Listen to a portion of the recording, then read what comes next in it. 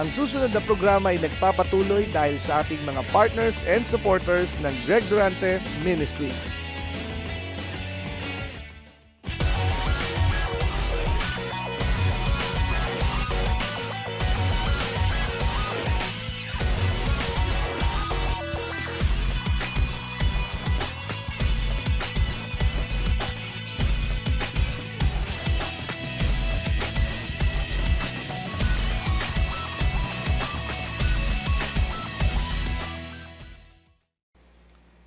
Tayo po ay manalangin.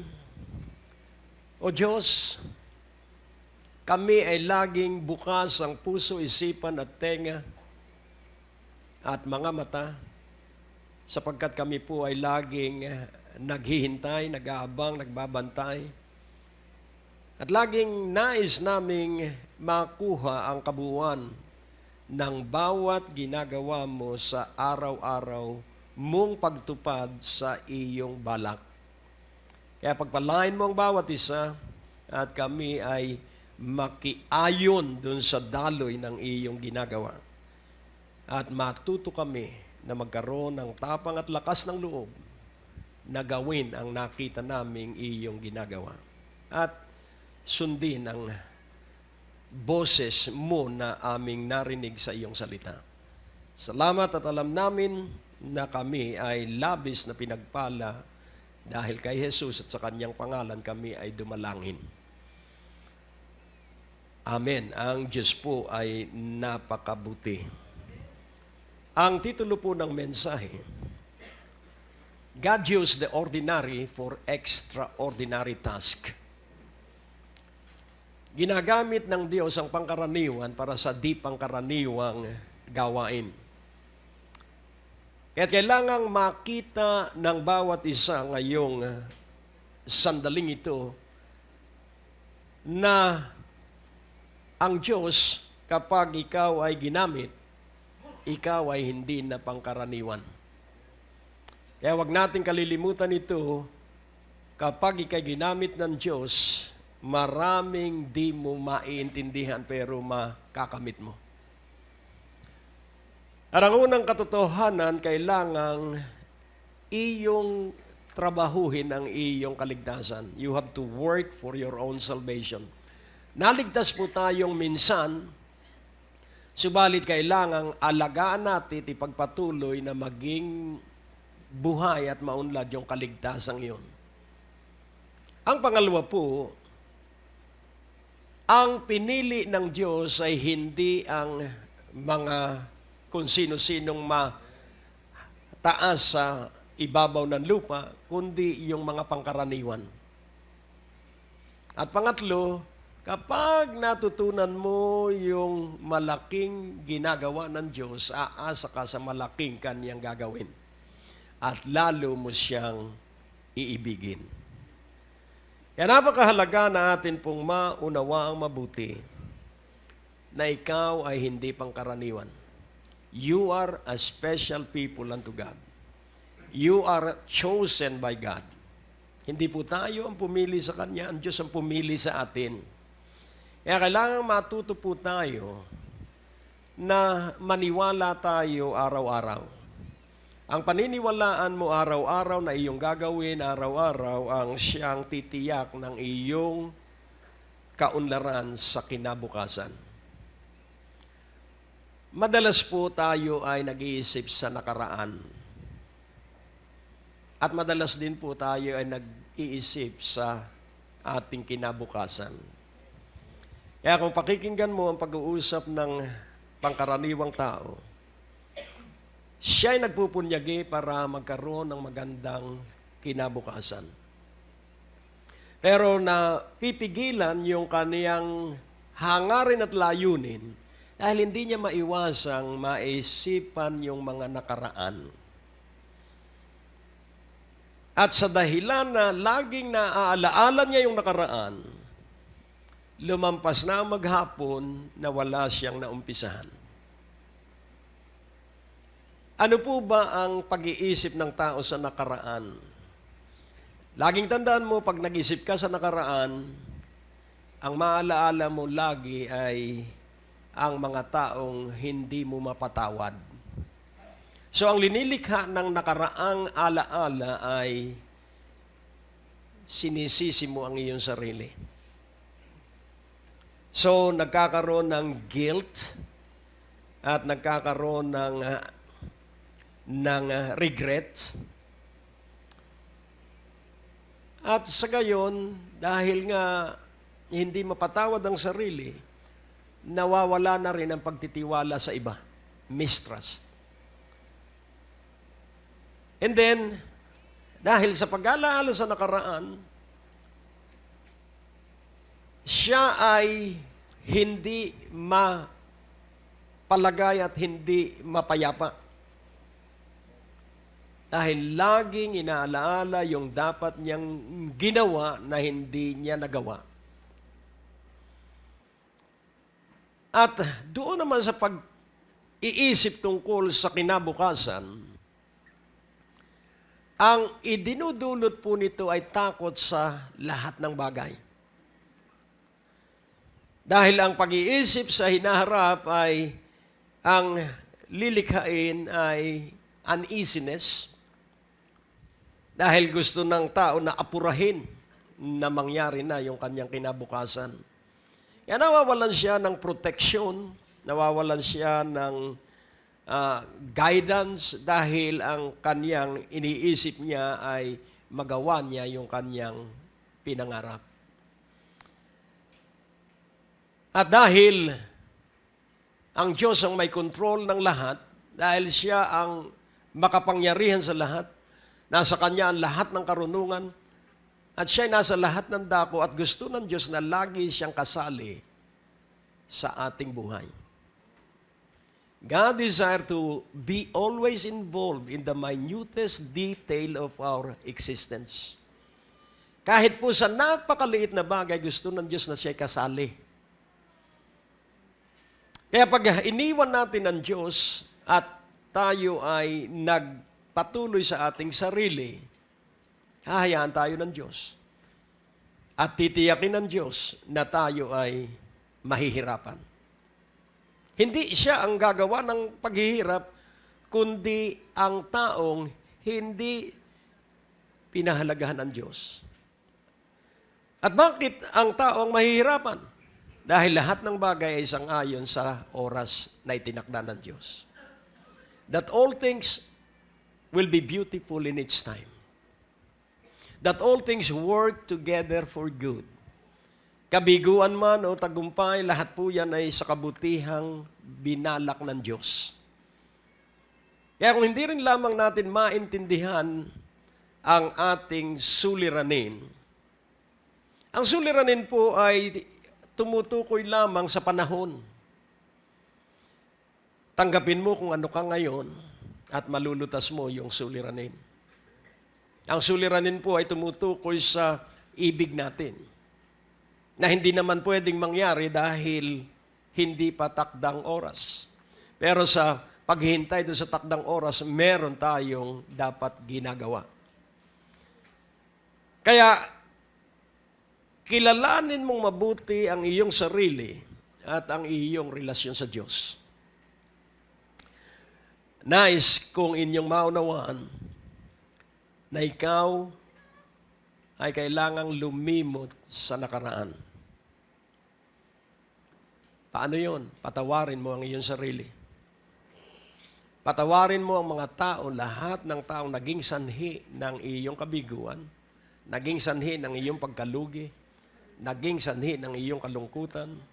Patawarin mo lahat siya. At ang pangalawa, alisin mo ang lahat ng kinatatakutan mo tungkol sa hinaharap. Walang taong gustong magkasakit. Walang taong gustong maging mahirap. At wala ring tao na gustong mabigo.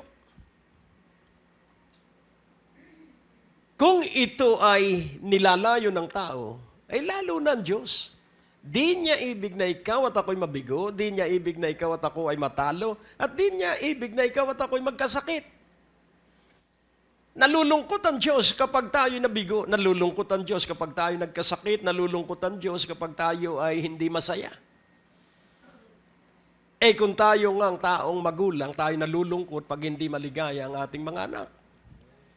At tayo ay nagsisikap na alamin kung ano ang sanhi ng kanilang kalungkutan.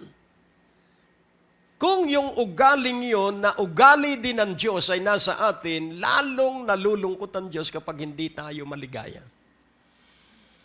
Kaya nga ating unawain na napakahalaga na iyong maintindihan, alagaan mo ang iyong kaligtasan. Sa 2 Thessalonians 2:11, 2 Thessalonians 2:11, "And for this cause God shall send them a strong delusion that they should believe a lie." Atin pong pansinin, kung ating titingnan dito, bakit isinulat ni Pablo ito sa mga taga-Tesalonica? Ito po ay tumutukoy doon po sa panahon ng pagbagsak ni Lucifer. Ito po ay tungkol kay Lucifer. At si Lucifer po ay isang arkanghel. Ang kanya pong kalikas ay napakaganda niyang anghel. Linikha siya ng Diyos at siya ay nakatira ay sa Eden. So bago pa si Adan, nandun na si Lucifer. Lucifer pa siya ay arkanghel ng langit. At siya ang namamahala dun sa Eden of God.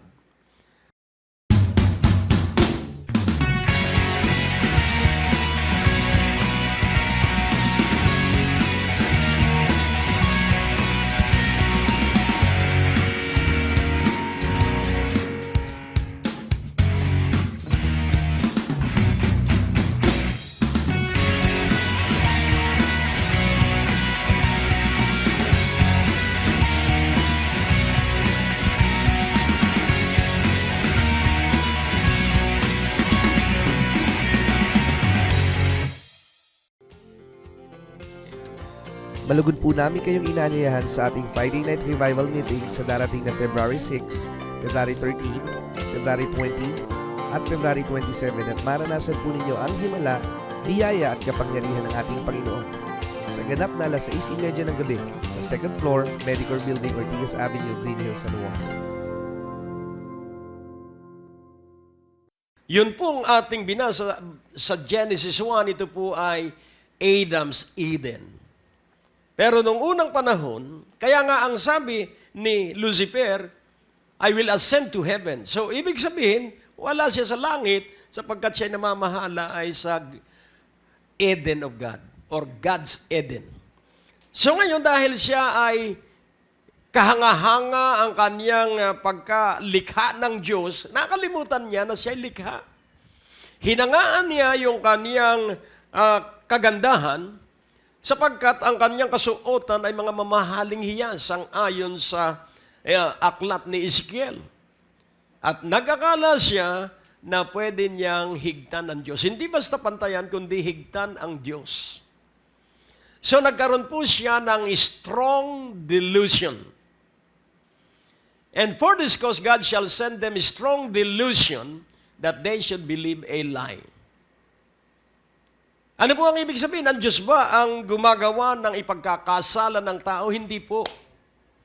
Ang tao po ang nagpapasya na magkasala. At kung papansinin po natin, ang Biblia ay maliwanag na nagsabi, ang aking bayan ay napapahamak dahil sa kanilang kamangmangan. So, sino ang malilinlang? Yung mga mangmang. Kaya kung hindi tayo iibig sa salita, if we will not love the Word, we might love the world. Isang letra lang naman ang pagkakaiba ng Word at ng world. L. At ang sino mang umiibig sa sanlibutan ay kaaway ng Diyos. Subalit ang sino mang umiibig sa salita ng Diyos ay sasamahan ng Diyos, tatangkilikin ng Diyos, pararangalan ng Diyos, at ipe-preserve ng Diyos. Amen po ba? Kaya nga kung iniibig mo si Jesus, iibigin mo ang kanyang salita, kaya hindi ka malilinlang. At pansinin po natin yung strong delusion, malakas na panlilinlang. At ito'y paniniwalaan nila sapagkat sila ay hindi maalam sa Diyos at sa Kanyang salita. Sa verse 12, that they all might be dumb who believed not the truths but had pleasure in unrighteousness. So, yung mga taong nalilinlang ay hindi nagpatuloy sa kanilang kaligtasan. At laging tatandaan natin kung gaano kahalaga ang kaligtasan. Gaano ba kahalaga sa iyo ang kaligtasan? Sa Hebrews 2:3. Babalikan po natin yan. How shall we escape if we neglect so great salvation, which at the first began to be spoken by the Lord and was confirmed unto us by them that heard Him? So, kung atin pong unawain, ang buong sangnilikha at ang daigdig at partikular nating buhay ay napapaligiran tayo ng mga tukso. So tayo napapaligiran ng tukso na pwedeng magdala sa atin sa kasalanan. Kaya kung hindi ka po maalab sa salita ng Diyos, kayo ba'y naniniwala na may anghel na nagbabantay sa bawat isa sa atin? Laging tandaan po natin, dalawa po ang uri ng anghel, good and bad. At ang mga anghel po ay hindi makagagawa malibang iutos sa kanila ng Diyos. Hindi po ito mauutusan ng tao, hindi makikinig sa tao ang anghel. Ang anghel po ay nakikinig ay sa Diyos. Kaya kung ang isang tao ay walang salita ng Diyos, ang maririnig ng anghel ay salita ng tao. Pero kung ikaw at ako ay nag-aapaw sa salita ng Diyos, ang maririnig ng mga anghel ay ang salita ng Diyos. At ang anghel ay susunod lang sa salita ng Diyos na kanyang narinig. Napakahalaga po nito. Ito po hindi tumutukoy sa kaligtasan ng isang taong galing sa kasalanan, hindi po ito tumutukoy sa kaligtasan ng taong nandun sa kadiliman. Ito po tumutukoy sa pagpapatuloy ng isang taong naligtas. Bakit po maraming Kristiyanong una ay maalab pero balik sa dating buhay? Katulad ng aso na balik sa kanyang isinuka. Katulad ng baboy na naglublub uli sa pusali matapos na siya ay mapaliguan. Bakit po? Ang dahilan, kulang sila ng salita ng Diyos. Sapagkat laging tandaan natin, ang ating sasabihin ang pakikinggan ng mga anghel. Ulitin kong muli, out of the abundance of the heart, the mouth speaketh. Any idle word, yung walang kwentang salita. Halimbawa, yung salitang mamamatay na yata ako, malulugi yata ako. That is idle word. That is declaration of doubt and unbelief. Kaya unawain mong mabuti kung ikaw ay nag-aapaw ang salita ng Diyos, hindi ka mahuhulog sa tukso. Sapagkat meron tayong tutularan. Si Jesucristo sinubok sa lahat ng uri ng pagsubok, pero hindi nahulog sa kasalanan. Sasabihin ng iba siya si Jesus. Sasabihin ko sa inyo, si Jesus ay katulad nating tao nung magkatawan tao. If Jesus used His supernatural being, si Jesus po ay, kayo ba'y naniniwala na nung siya ay tudyuhin, nung nakabayubay siya sa krus, kayo ba'y naniniwala na pag tumawag siya ng mga anghel, laksang anghel ang mag-aalis sa kanya sa krus? Kayo ba'y naniniwala na kapag nagsalita ang Panginoon, dinirinig agad siya ng kanyang ama? Bakit hindi siya nanalangin na alisin siya sa krus? Hello? Kaya nga unawain po nating mabuti, Jesus never used His supernatural abilities for His own comfort. Kaya ba'y naniniwalang si Jesus ay napapagod? Nakatulog siya sa bangka di siya napapagod, katulad rin natin. Kayo ba'y naniniwalang si Jesus ay mahilig sa barbecue party? Opo, lagi silang nag-barbecue ng kanyang mga alagad. Ang iniisip kasi nung iba, pag ikaw ay born again na, pag ikaw ay Kristiyano na, hindi ka na dapat mabuhay na nagbabarbecue. Hindi ka na dapat mabuhay na umaattend sa party. Kaya nangyayari, nawawala yung paraan ng kaligtasan ng mga taong hindi nakakakilala sa Diyos. Kaya nga, unawain mong mabuti, kailangang magpakaalam ka sa Diyos at sa Kanyang salita. Ako ba'y makapagtatagumpay sa mga tukso kung hindi ako sinasamahan ng Diyos at ng Kanyang grasya at biyaya? Nandyan po ang lahat ng tukso.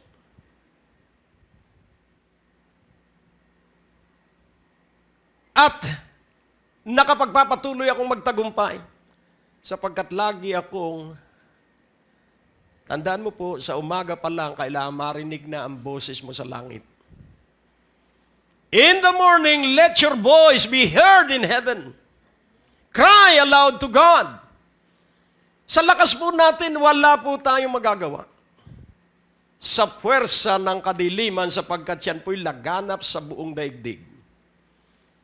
Ikaw ang magpapasya at kapasyahan natin ang manatilit magpatuloy sa tagumpay.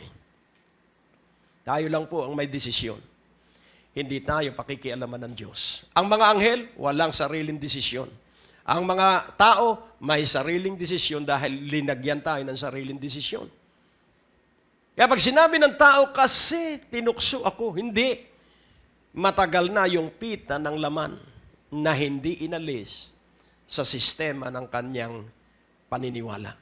Kaya napakahalaga po na ating unawahin. How shall we escape if we neglect? So ano po yung pagtatakasan o iiwasan? Yun pong salvation dito ay tumutukoy sa well-being, preservation, and mighty protection of God. Ito po hindi ito dun sa Ephesians 2:8 that we were saved by grace through faith. Ito po ay pagpapatuloy sa kaligtasan. Ikaw ba pag pinaligiran, Pastor Edward, pag pinaligiran ka ba ng 5 magagandang babae,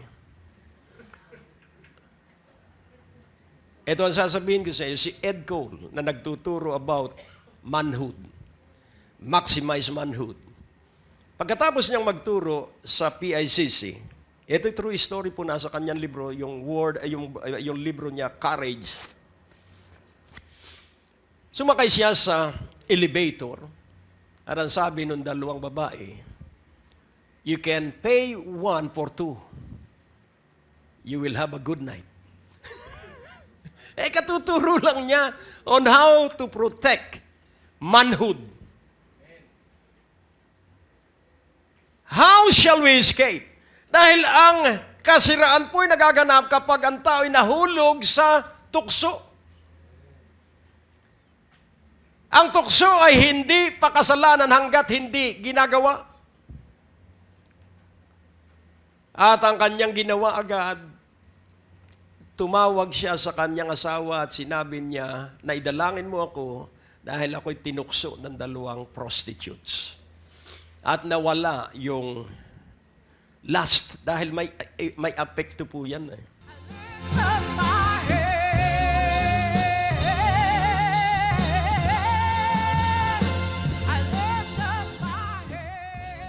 Ang aking patotoo lang ay ang Panginoong Hesukristo. Dahil nakita ko sa Kanya, kompleto na po tayo eh. Wala na po tayong hahanapin pa. Sa aking pamilya, ako po ay walang hanap. Ang hanap buhay ko lang po ay driver po dito sa biyaya ng Diyos. Ang asawa ko po, nag-aalaga lang po ng bata. Pero sa awa at grasya ng Panginoon, kami po ay nabubuhay. Tuloy-tuloy sa biyaya ng Panginoon. May mga tao pong ginagamit ang Panginoon para i-supply ang lahat ng pangangailangan. Pag tayo po ay naglingkod sa Panginoon, maging ang aking mga anak, nag-aaral po lahat sila sa private. Sa biyaya po ng Panginoon, sa grasya, pabor ng Panginoong Yesus, siya lamang ang makapangyarihan, ang pangalan ng Panginoong Yesus. Subok po. Lagi kong sinasabi sa aking asawa. Minsan kasi, nakikita na pag yung asawa po natin, minsan, Pagka yung sa pangangailangan, medyo, alam mo na po, syempre ang misis iba po talaga. Pagka, ako naman po, kasi sa karanasan ko po, nakikita ko po yung kabutihan ng Diyos. Hindi ko po nakikita yung kakulangan. Sapat ang grasya at biyaya ng Panginoon. Bawat araw, bawat segundo, marami pong pagsubok na dinaanan. Pero sa biyaya ng Diyos, sa grasya ng pabor ng Panginoon, nandun ang kanyang proteksyon, nandun ang kanyang pag-iingat. Marami po ang mga dumating na mga pagsubok sa aking buhay. Kung wala po ako sa Panginoong Hesus, talagang hindi ko makakaya. Pero dahil nga po tayo binagkalooban ng banal na Espiritu, nandoon, pinibigyan tayo ng kalakasan. Ang mga anak ko po, sa biyaya rin po ng Panginoon, hindi ko po dinadala sa ospital yan. Talagang sila po, panalangin lang po, tiwala sa Panginoon. Hindi ko po agad pinapasok sa isipan ko, dadaling ko sa ospital yung mga anak ko. Kahit si Jitro, nung pinanganak po yan, inborn yan, meron po yung murmur sa puso. Hindi niyo po alam. Pero sa himala po ng Diyos, pinagaling na siya. Amen? Hallelujah. To God be the glory. Sa Kanya lang po tayo magtitiwala.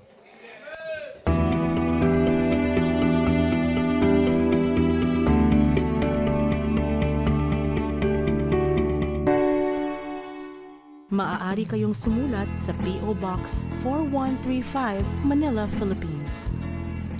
Tumawag sa ating telepono o mag-text. Bisitahin ang ating website sa www.gregdurante.com. Maaari mo din kaming sundan sa Facebook at Twitter. Malugod naming inaanyayahan ang lahat na makadalo tuwing araw ng Biyernes sa aming revival at tuwing linggo upang sumamba sa Panginoon. Kung ikaw ay napagpala sa natapos na programa ng Great Day to Live, maaaring magkaloob sa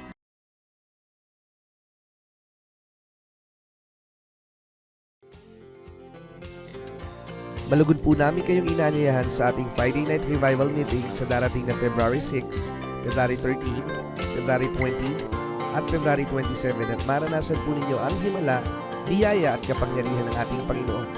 Sa ganap na alas 6:30 ng gabi sa 2nd floor, Medicor Building, Ortigas Avenue, Green Hills, San Juan. May epekto po yan. At yun po yung nangyari sa akin. Kagagaling ko lang sa mission sa Thailand. At sa Thailand, napakarami pong prostitute doon. Kahit 5 babae ay makukuha ng isang tourist. Ito po yung true story. Pinakikita ko lang po yung kapangyarihan ng Diyos para makita natin yung salvation dito ay makapangyarihang proteksyon ng Diyos. Kagagaling ko lang, nag-meeting kami ng mga chairman ng mga cities and municipalities dito sa NCR. Aba, pag uwi ko at papunta ako sa Bible study, may sumakay na isang babae at ako ay pilit na hinuhubaran. Ang laking gulat ko, sabi ko, ako naman ay napaka-stricto, bakit pinasakay ko? Dahil tumatakbo siya. Alam mo po, ang demonyo, sabi nga nung kaibigan ko si Reverend Steve Bush, nung nasa Bangkok, Thailand siya ay hinarap ng isang babae at napakaganda ng babae. Ay nung tanggihan niya, nung pagtingin niya, naginang bruha ang mukha. Dahil si Satanas ay pwede pong magpanggap na manunukso. At naalala ko, kung hindi ko po naalaala yung karanasan ni Ed Cole, kaya napakaganda pong nagbabasa kung paano nagtagumpay ang mga lingkod ng Diyos. Kung hindi ko nabasa yon at naalaala ko siya, at ako'y dumalangin ng lihim. At tuwan-tuwa yung babae at ang sabi niya, "Oh, you are crying. Give me money for taxi and I'll get down." So tuloy bigay agad ako. At dahil may dala akong pera, kinuha pa yung 2,500. Di napamahal yung taxi. Pero ako po'y nininervyos. Tinawagan ko agad ang aking asawa, katulad nung ginawa ni Ed Cole. At nawala po yung demonic power of lust. Laging tandaan mo po, as long as you live in your body, this body that bring us to death, nandito po ang kasalanan. Susupilin po natin itong katawang ito na kinaruroonan ng kasalanan. Amen po ba? Kaya until this day and forever, hindi ako matutukso sa babae. Alam niyo kung bakit? Pinauunlad ko ang relasyon ko sa aking asawa. Tinitingnan ko siya na siya lamang ang babae sa aking buhay sapagkat siya lamang ang tadyang. Paano ako makakapagpatuloy mangaral kung hindi ko mapagtatagumpayan ang mga tukso? Kung napagtatagumpayan ko, kaya mo rin. Basta laging tandaan mo ang kasalanan. Ang sabi nga nung isang aklat na kwento ni Brother Jonathan sa akin, ito raw ang kasalanan. Secret sin is an open scandal in heaven. Ang lihim na kasalanan ay lantad na iskandalo sa langit. Napakasimple lang naman po ang pag-alis sa kasalanan. Hihingi ka lang ng tawad. Mahirap po bang humingi ng tawad? Sabihin mo, Diyos ko, inaamin ko po, nagkasala ako, patawarin mo ako. Instantly, darating ang kapatawaran. Hindi po mahirap, hindi ka nalalakad ng paluhod, na katulad ng ginagawa ko noon mula sa pintuan ng simbahan hanggang altar, at pag hindi ko pa nadama na parang pinatawad ako, babalik po uli ako. Dahil gusto ko ay matiyak. Dahil ako po ay deboto. At ako po ay talagang gusto ko laging malinis. Pero nakatulong din yun.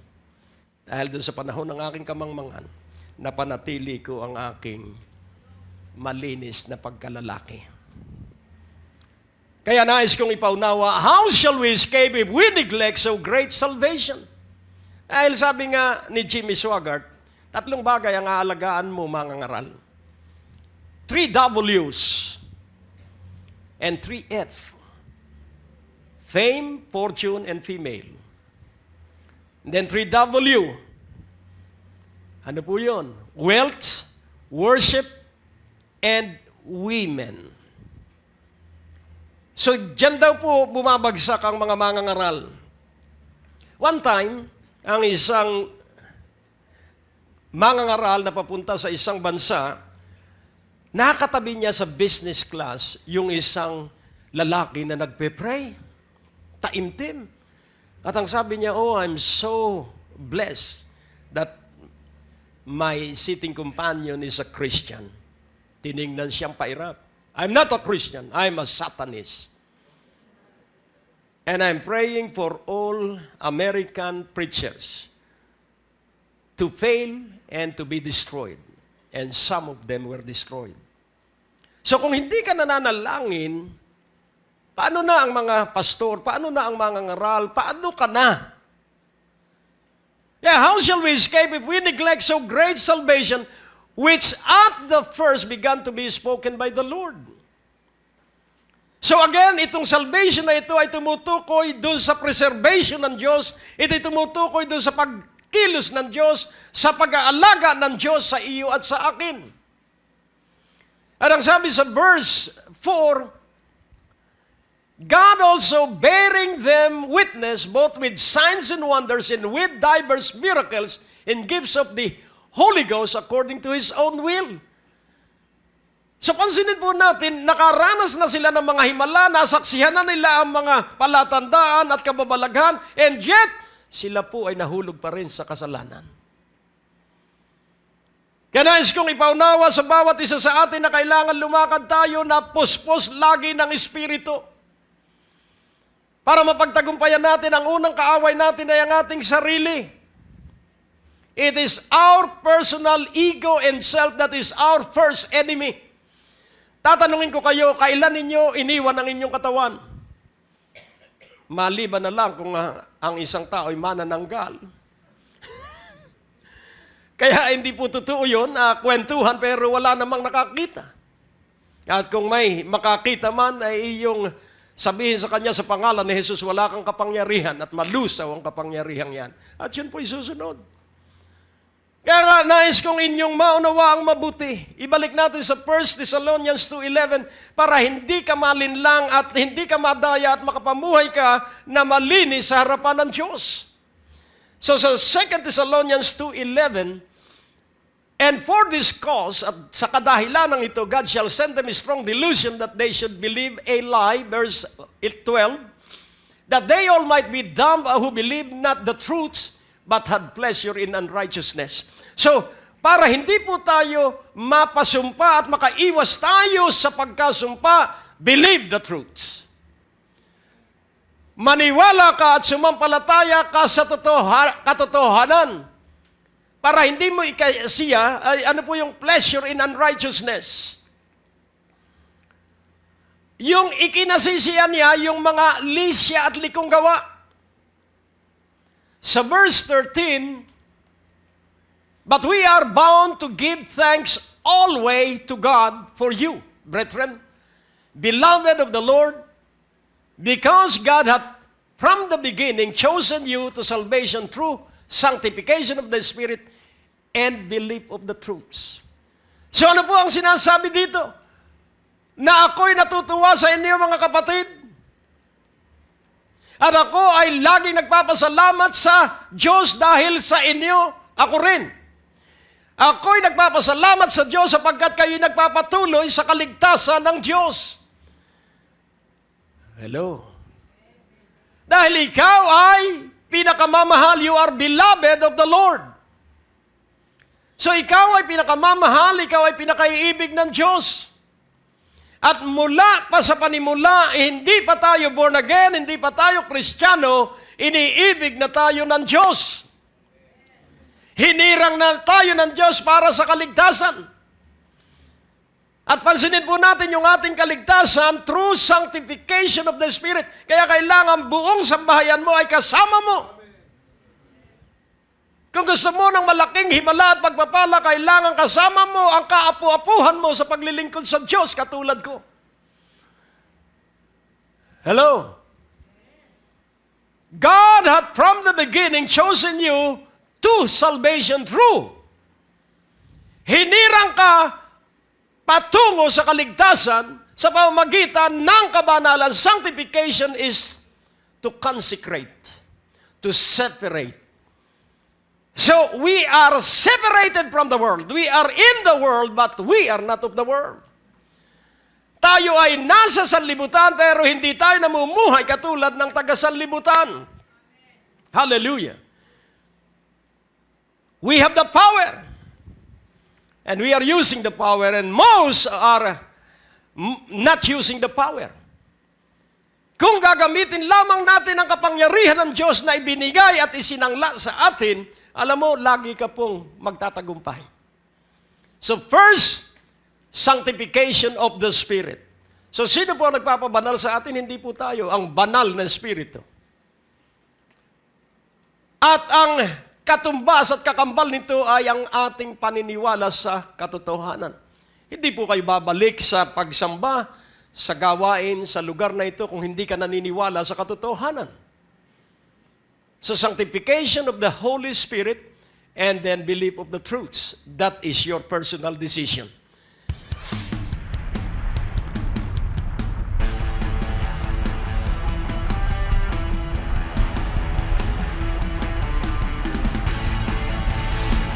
So ang aalisin mo yung takot. Jesus is Jehovah. You have the power to decree. Ikaw ba'y naniniwala ngayong gabi na walang pag-aalinlangan na ikay tatanggap ng kagalingan ng ibang uri ng sakit o karamdaman yan?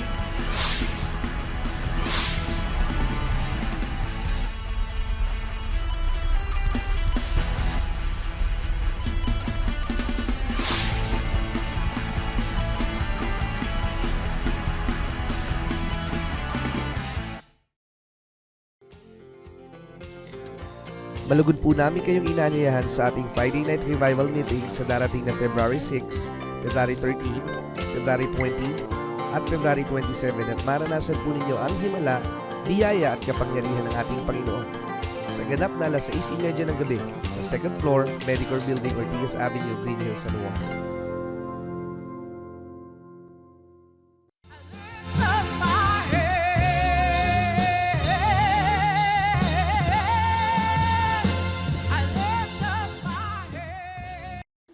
Hindi pa po ako ninenervous nung sinabihan kami ni Bishop. Pero today po, kailangan din po natin ipatotoo ang kabutihan ng Panginoon. Unang-una po, natapos ko po ang 40 nights. Yun po ang blessing ng Panginoon. Napakahirap pong pumunta, traffic, pero salamat po sa Lord. Pangalawa po, unang-una sabi ng mga nauna kanina, ang Diyos ang ating the great healer. Isa po ang patotoo si Sarina, complete healing po siya. Ayan po ay tinaningan ng 6 months dahil po sa pagtatiwala sa Panginoon siya po ay pinagaling. Oo nga po't meron pa akong mga hinihingi sa Lord, pero alam ko ang Diyos ay hindi lang pa ngayon, kundi ang Diyos na hindi nagbabago. Kaya kung siya po ay nagpagaling noon, ngayon, yung mga hinihingi ko pa po ay para bukas naman siguro. Yun naman ang ano ng Panginoon. At ang isa po pong blessing na natanggap ko habang papunta po kami dito kahapon, yung anak ko po na nasa Australia, yung panganay ko, nagkaroon po kasi siya ng trabaho sa Christian school. Dati po 2 days lang yung kanyang trabaho at assistant. Ngayon po ay sabi niya, Ma, hindi ko na alam kung saan ko ilalagay ang katawan ko, kulang na kulang dahil sa mga pagpapala. Kaya sabi ko, overflowing po siya ngayon. Bagamat mahirap po doon, 3 anak, walang katulong, kanya lahat ang bahay.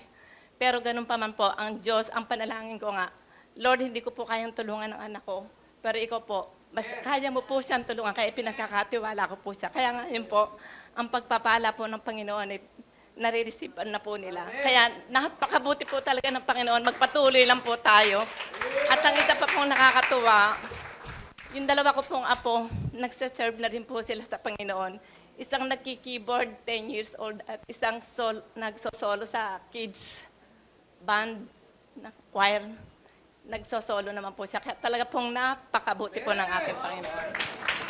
And then sa verse, yung kasunod na verse, 14, whereunto He called you by our gospel to the obtaining of the glory of our Lord Jesus Christ. So ano ang layunin ng ating kabanalan na gawa ng banal na Espiritu at ang ating paniniwala sa katotohanan ng layunin so that we shall obtain the glory of our Lord Jesus Christ. Para ating makamtan ang kaluwalhatian ng ating Panginoong Hesukristo at pag nakamtan mo ang kaluwalhatian ng Panginoong Hesukristo, you will do the impossible. You will live supernaturally in a normal world. Amen po ba? Kaya nga sa ikalawang katotohanan, hindi lahat ng pinili ng Diyos ay magagaling. Lahat po'y mangmang. Kung ako'y magaling, hindi sana ako napili ng Diyos. Salamat at ako'y maraming kapalpakan. Kaya ako'y nahirang ng Diyos. 1 Corinthians 1:26. Nais kong ipakita sa inyo na ikaw ay hindi ordinaryo. Because God is in you. Jesus is in you. The Holy Spirit lives in you. You are not an ordinary man or woman. For ye see your calling, brethren, how that not many wise men after the flesh, not many mighty, not many noble. Pansinin po natin yung after the flesh.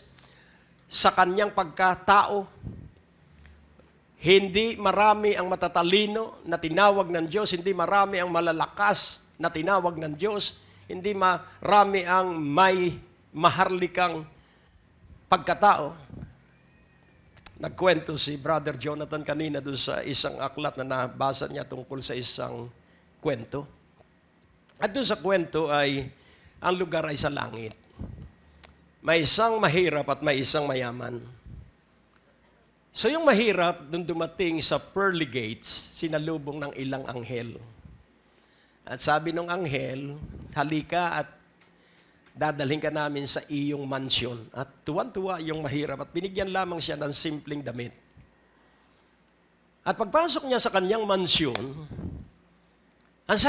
biglang nagkaroon ng malaking katuwaan doon sa buong langit. At ang sabi ng ilang anghel na naghatid sa kanyang mansyon, diyan ka muna. At sasalubungin namin yung isang dumating pa. At yung lalaking dumating ay napakayaman sa lupa. At ang sabi niya, bakit naman unfair ang langit? Akong nagtiis sa ibabaw ng lupa, bakit naman ilang anghel lang ang sumalubong sa akin? Bakit naman yung mayamay napakarami ng sasalubong? Unfair ang langit, sabi niya. Sabi nung anghel, hindi. Dahil nagkakatuwaan lang kami dito dahil bihira at imposibleng maligtas ang mayaman. Eh siya ay isa doon sa 1 milyong mayamang naligtas, kaya kami nagkakatuwaan.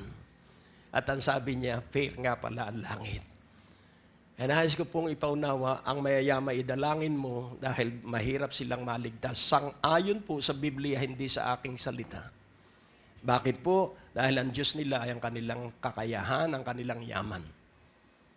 Kaya nga po, sa verse 27, for God hath chosen the foolish things of the world to confound the wise, and God hath chosen the weak things of the world to confound the things which are mighty. And then, ang susunod, and base things of the world and things which are despised hath God chosen, yea, and things which are not, to bring to naught things that are, para dalhin sa kawalang kabuluhan ang mga bagay na malalakas sa ibabaw ng lupa, ang mga taong matatalino sa ibabaw ng lupa na nagtitiwala sa kanilang lakas at talino. At ano ang sabi ng sumunod? That no flesh should glory in His presence. Na walang sinumang tao ang magmamalaki sa presensya ng Diyos. Kaya nais ko pong ipaunawa, you thought na ikaw ay ordinaryo, hindi ka po ordinaryo. God will use you in an extraordinary. Gagamitin ka ng Diyos sa isang paggamit na kahindik-hindik, kagulat-gulat, kagilagilalas, kamangha-mangha. Ihanda mo ang iyong sarili. Starting this month, God, gagamitin ka ng Diyos. Ulitin kong muli ang Tagalog, kahindik-hindik, kagilagilalas, kagulat-gulat, at kalugod-lugod. Name it. Kayo na ang magdagdag. Yan ang gagawing paggamit sa iyo ng Diyos para ang iyong ipagmamalaki sa iyong tagumpay ay ang Diyos. Amen po ba? Kaya naman ako'y nagtatagumpay dahil ginagamit ako ng Diyos. Pag tinigilan ng Diyos ang paggamit sa akin, any single second, wala na ako. Kaya yun ang laging dinadalangin ko na wag mo akong iiwan, wag mo akong pababayaan dahil pangako ito ng Diyos. Kaya tatay, nanay, angkinin mo ang lahat ng iyong angkan na sila ay magbalik loob sa Diyos. May isang ibanghilista na babae at pumupunta siya sa iba't ibang panig ng daigdig. At ang kanyang anak na lalaki ay suwail at yung kanyang ipinagbabawal ang ginagawa. Mahaba ang buhok at nakahikaw pa at nakatato pa at siya ay parang ipinapahiya. Pero hindi siya kailanman inalis ang pag-ibig doon sa kanyang anak. Sapagkat sa kanyang panalangin, ang kanyang anak ay hindi masama, ang kanyang anak ay nasa kabutihan ng Diyos. Lagi siyang linalait, walang galang sa kanya, at siya ay tahimik lang. Kung matututo lamang tayo to keep our mouth shut, para hindi tayo magalit, para hindi tayo humatol, dahil yung paghatol natin mangyayari sa iyong anak. Huwag mong hahatulan ng iyong anak, pumanig ka ay sa katotohanan. Nang iyong anak ay sang-ayon sa salita ng Diyos, nang iyong anak ay magiging makapangyarihang gamit ng Diyos sa ibabaw ng lupa. At isang araw, dahil maraming nananalangin sa kanya bukod sa kanyang nanay, umuwi at umiiyak at ang sabi niya, Mami, pagod na po ako sa kasalanan. Gusto ko na pong tanggapin yung Diyos mong pinaglilingkuran. E nais ko pong ipaunawa, hanggat may buhay, may pag-asa. Sabihin mo sa iyong katabi, hanggat may buhay, may pag-asa. At ang sabi sa verse 30, but of Him are you in Christ Jesus. Ito po ang ating extraordinariness because we are in Christ Jesus. Kaya tayo extraordinary, kaya tayo ay supernatural because of Christ Jesus. Who of God is made unto us wisdom and righteousness and sanctification and redemption. And then in verse 31, that according as it is written, he that glorieth, let him glory in the Lord. So, pansinin po natin. Si Rahab ay isang prostitute. Pero nung maintindihan niya na siya ay gagamitin ng Diyos, pinatakas niya ang 2 espiya. Ginamit niya ang isang lubid sa kanyang bahay para patakasin yung 2 espiya. Si David po ay pangkaraniwang pastol. Pero ginamit niya yung kanyang tirador para patayin si Goliath. Use extraordinary thing so that an extraordinary work will be performed by God. Si Moses po ay simple lang. Iniangat lang niya yung tungkod. Tungkod lang yun. Pero nung iangat niya, nahati ang dagat. Kaya nais kong ipaunawa kung ano ang nasa iyong kamay at nasa iyong buhay ngayon, gamitin mo, and God will do extraordinary fit in your life. Amen? Gagawa ang Diyos. Gagawa ang Diyos. At ang babae ay nagbuhos ng pabango na 1 taong sweldo niya ang halaga. Bakit kaya siya nagbuhos? Siya ay parang caregiver. Binuhusan niya ng pabango ang Panginoon. Because he understand and believe na mas malaki ang gagawin sa kanya ng Diyos sa kanyang pag-ibig sa kanya. Kaya nais kong inyong maunawaan ang ikatatlong katotohanan sa Psalms 31:23. Oh, love the Lord. Basahin natin sabay-sabay. Oh, love the Lord, all ye His saints. For the Lord preserveth the faithful, and plentifully rewarded the proud doer. So, pansinin po natin, preserve, and then plentifully. So, ang Panginoon ay inaalagaan, iniingatan ang mga tapat sa Kanya, at sino ang mga tapat sa Kanya? Silang umiibig sa Panginoon. So ano ang ating paunlari sa ating buhay araw-araw? Ibigin natin ang Panginoon, at ano ang mangyayari sa iyo, ano ang gagawin ng Panginoon sa iyo sang-ayon sa talatang ito? He will preserve you. Hello? So, pansinin po natin, He preserveth the faithful. Sino po ang mga tapat? Ang mga tapat po ay yung laging nagpapasalamat sa Diyos. Si Saul, kung nagpasalamat lamang sa Diyos at hindi nagselos at nainggit kay David, hindi po siya papalitan ang lahi, pero hindi po na-depress siya. Simple lang ang paraan kapag tayo nabigo, magbalik loob agad tayo sa Diyos. God will use our situation for us to return our heart to God. Yung lahat po ng kabiguan, yung lahat po ng ating mga pagkalugi ay kasangkapan ng Diyos na kung gagamitin mo para manumbalik ka sa Panginoon, ikaw po ay magkakaroon ng isang makapangyarihang karanasan sa gagawing pagkilos sa iyo ng Diyos. The Lord preserveth the faithful. And who are the faithful? Those who always give thanks. Those who always give praise. Those who always worship the Lord. Kaya sa kabuuan po, unawain mong mabuti that you are chosen and that you are supernatural. Amen? So, napakahalaga po na ating maunawaan. It's by the Spirit that you are sanctified. It's your belief in the truth that that sanctification and that preservation will continue. And you will understand the glory of the Lord. And the glory of the Lord will make great work in, to, and through. In your life, to your life, and through your life. Ikaw ay hinirang, huwag mong tingnan ang iyong sarili sang-ayon sa iyong naabot. Tingnan mo ang iyong sarili sang-ayon sa pag-ibig sa iyo ng Diyos. At magpatuloy tayo sa katapatan ng pakikipag-ibigan sa Kanya. Tayo po ay manalangin. O Diyos aming Ama, salamat. Wala kang katulad. At hayaan mo ang bawat isa ay mag-alab. At makita nila how extraordinary are they because we are in your hand. Maluwalhati ka po sa pangalan ni Jesus. At ang bawat isa ay nagsabi ng Amen. Amen. Hallelujah. May mga na-miss ka bang broadcast ni Pastor Greg? Huwag malungkot, maaari mo na itong balikan sa pamamagitan ng pag-log on sa www.greglorante.com.